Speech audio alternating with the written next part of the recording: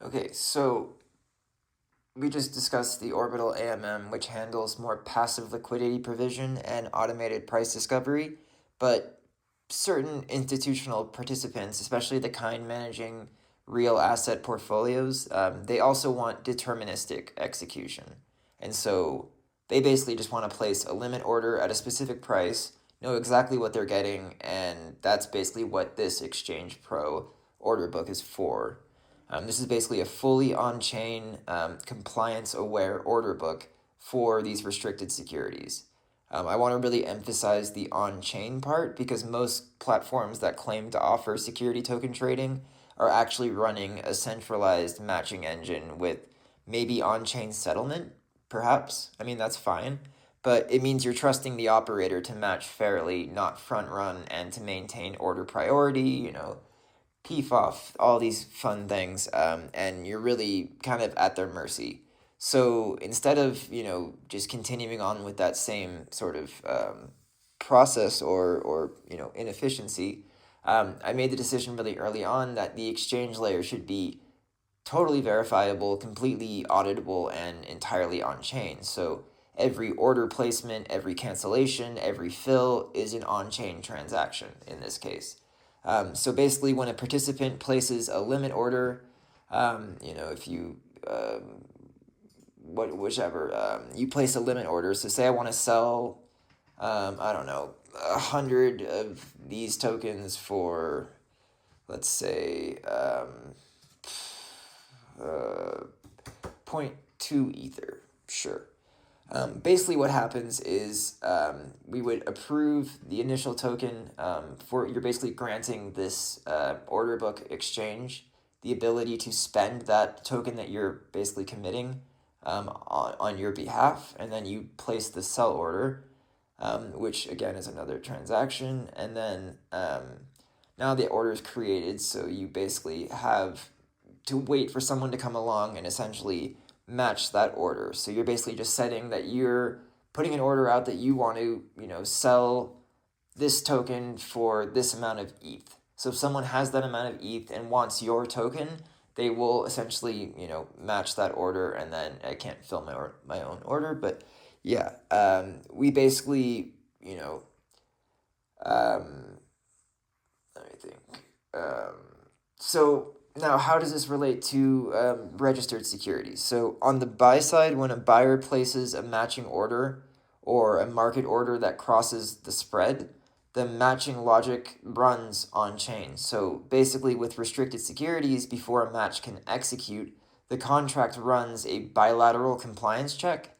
So it's not enough that the seller is eligible to sell and the buyer is eligible to buy. The specific transfer from this seller to this particular buyer has to be permitted under the transfer rules. They need to be part of like investor grouping classifications within the actual security token issuance in order for that trade to be able to be filled and executed.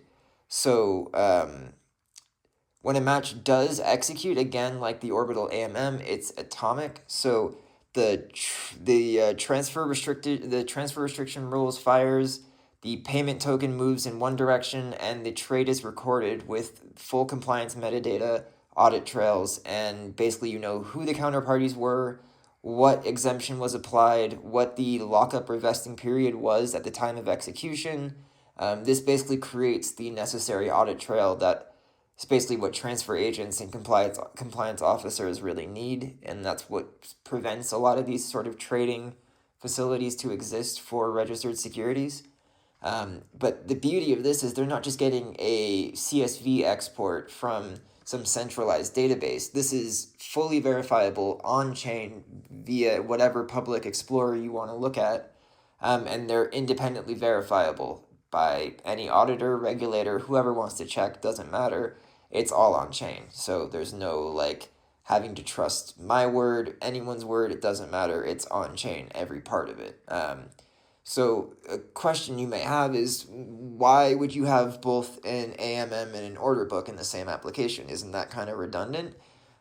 Actually, I look at them as complementary, and this is kind of dual venue architecture is entirely deliberate. The AMM provides continuous liquidity and passive price discovery. So if you're a smaller holder who just wants to exit a position or a new investor who wants exposure, you can swap through the Orbital AMM at any time without waiting for a counterparty. The order book provides more of that deterministic execution for maybe larger institutional participants who want price certainty and are willing to wait for a specific fill or a specific, price, basically. In practice, arbitrageurs will keep the two venues in sync in essence because, it will always, default to whatever is, most profitable for any given trader. And so if the AMM price drifts from the order book mid-market, there is an ARB opportunity that basically pulls them back together. And this is the dynamic that you typically see in traditional markets between market makers and limit order books, except for here, it's all happening on-chain with compliance enforcement at every single step. So basically, we're not asking institutional participants to choose between compliance or real market infrastructure. Basically, the order book gives you the execution model that you're used to from traditional securities markets, but the Orbital AMM gives you the liquidity innovation that basically is the whole point of crypto and why DeFi has so much promise. So basically, you're getting both of them that are able to enforce transfer restrictions natively.